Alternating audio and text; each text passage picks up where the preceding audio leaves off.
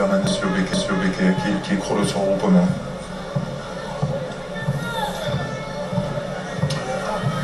La Wales maintenant elle est quand même beaucoup plus, pas facile parce qu'elle est quand même excentrée, mais en tout cas elle est plus réalisable dans le sens où elle est plus près. 40 mètres en coin c'était un petit peu loin peut-être, mais là avec 2 mètres en coin c'est plus réalisable. On joue depuis 25 minutes. On va voir si j'ai encore si je comprends. Alors, 2010 et les analyses de Fabien Pelou, mesdames et messieurs. Alors voyons, 25 minutes de jeu. 25 minutes de jeu, bravo, bravo Morgan Parra, bravo Fabien. Bravo. Je ne suis pas le champion de 2010. Non. Vous ne l'êtes pas, définitivement. Bernd Cotter voit son équipe mener.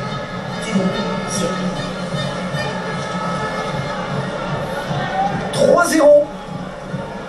Voilà un carton jaune et finalement l'ouverture du score, c'est peut-être ce qu'il fallait pour décanter ce match, qui est une supériorité numérique qui permette aux Clermontois d'avancer encore plus. Et le renvoi de Johnny Wilkinson, le ballon qui a été pris par Jamie Cudmore. Solide Jamie Cudmore, titularisé aujourd'hui en deuxième ligne. Ça fait du bien d'avoir un garçon comme Cudmore qui pousse derrière le ballon. Récupéré encore une fois. Ah, vous appelez ça solide, moi j'appelle ça très solide. Oui, et je comprends mieux maintenant que le lundi matin, vous vous sentiez bien en descendant l'escalier. Hein, après avoir croisé le fer avec Johnny. Oui. Exactement. Ah oui, ça du monde d'être à la retraite, hein, finalement. Le ballon récupéré par Christian Chesney, l'ancien joueur des Saracens. On va écarter la maintenant, c'est attention, c'est pas mal ça, s'il peut passer les bras. Ouh, Robinson, dommage. Wilkinson l'attendait là. Pour récupérer ce ballon. Un des Toulonnais qui recherche le jeu dans les intervalles, à prendre l'intervalle et pas à faire du casse-brique comme on voit de temps en temps. Ils cherchent vraiment à passer les bras. Ah, c'est sûr. Et ils ont des joueurs pour le faire hein, derrière. Exactement. Avec ce coup de pied, et touché par un tourné et par Anthony Floch qui va sortir en touche. Et Lovo Balabou qui va bien récupérer le ballon. Gabi Lovo Balabou. Ah, ils opposent une résistance farouche hein, depuis le début du match, ces joueurs de Toulon. Oui, ça appuie sur l'aspect tactique du jeu, avec sur ce coup de pied là, le lancer en touche. Donc voilà, un beau lancer avec voilà, lancer dans les 22 mètres et la possibilité de lancer une attaque grand champ, certainement grand champ, parce que ça lancé en infériorité numérique devant. La passe de Cibré, à hauteur de la ligne des 22 mètres. Lovo Balabou qui est venu percuter après la passe de Johnny Wilkinson. Wilkinson qui s'est décalé et ce ballon ne lui viendra pas en avant. Ouais, après une bonne pression d'Elvis vers Malenek sur son regroupement, il a déstabilisé tout le regroupement et finalement il a fait faire à Cibré une petite faute de main. On va voir, il arrive et hop. Je ne sais pas si vous avez vu Fabien, mais j'ai cru déceler un petit sourire chez Felipe Contepoli face à Martin Schelzon, alors qu'il se trouvait face à face sur le roc. L'image était plutôt sympa.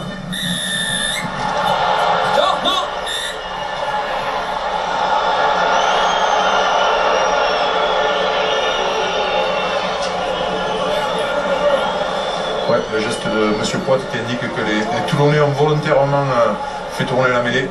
C'est derrière le 8. Derrière le 8. Alors pour être très technique, généralement on tourne la mêlée qui défend, tourne la mêlée sur son côté droit pour mettre le numéro 8 dans les mains de son propre numéro 9 pour qu'il puisse le plaquer.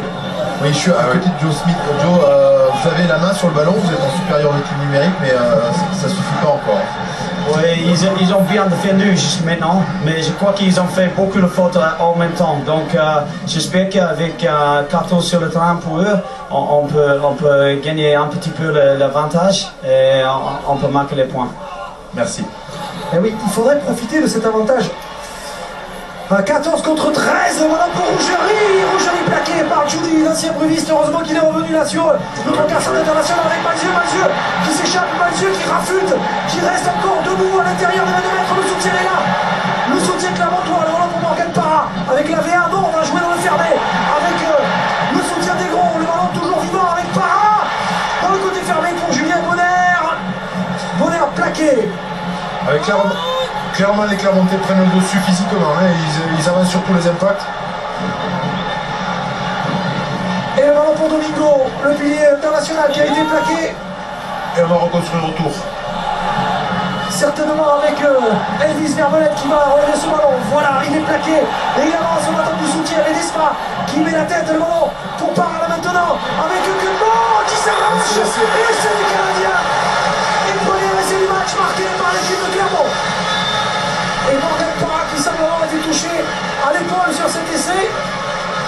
Alors, avec une phase de jeu vraiment, je dirais d'école, hein, parce qu'on joue dans le même sens 3 fois pour aller jusqu'au bord de ligne de touche, fixer tous les Toulonnais en bord de touche, et ensuite comme le ballon est un petit peu retardé, on joue autour avec, et comme je vous disais, la puissance est clairement maintenant dans le camp clermontois et voilà, les Toulonnais baissent un petit peu d'intensité physique et voilà, ça termine sur un... La puissance du Canadien. Ah, le Canadien est puissant. Oui. Et vous êtes plus ici finalement, hein. Je comprends maintenant. Je comprends. Il fait un froid de Canadien ici. Oui, c'est vrai. Il reste 1 minute pour Joe Van Niekerk car on doit retrouver ses partenaires. Oui, c'est un froid de Canadien et il faudrait mieux de remettre votre bonnet. C'est sûr que c'est pas mes cheveux qui me tiennent chaud. Hein.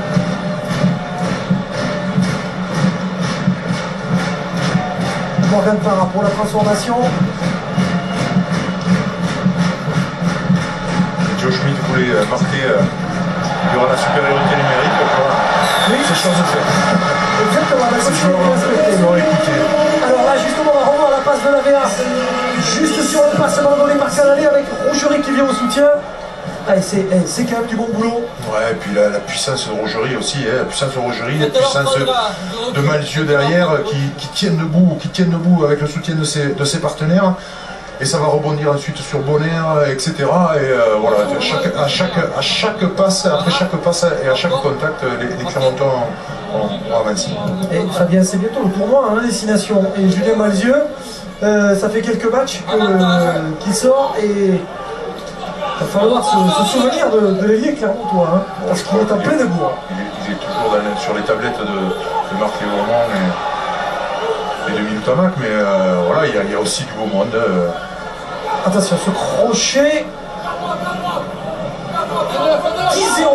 10-0. À 14 contre 15. Et combien reste-t-il de prison à Joe Van Niekerk? Là, il devrait rentrer maintenant. Puisque c'était à 32. Diego. Alors, Diego Johnny. Alors, le ballon, c'est une chandelle, sans doute. Non, c'est le droit. Ah oui. Le droit de Wilkinson. La décharge de Wilkinson, il est gaucher normalement. Quoique il a marqué le drop de la victoire en 2003 à la Coupe du Monde du droit quand même. Donc il a aussi la capacité de taper du pied droit. Ambilex. Ambi quoi? Lex. Il y avait brûlure. Anticipe, Dios. Je renvoie à la réception. Il y a Chesney. Cibray avec Wilkinson qui a élargi le ballon pour Contepomi, crochet le Contepomi, revient à l'intérieur mais il est pris, plaquage conjugué d'Audemer avec le soutien de Robinson, ça va sortir, mais non ça sortira si moins proprement que ça pour Cibray, mais ça sort pour les Toulonnais.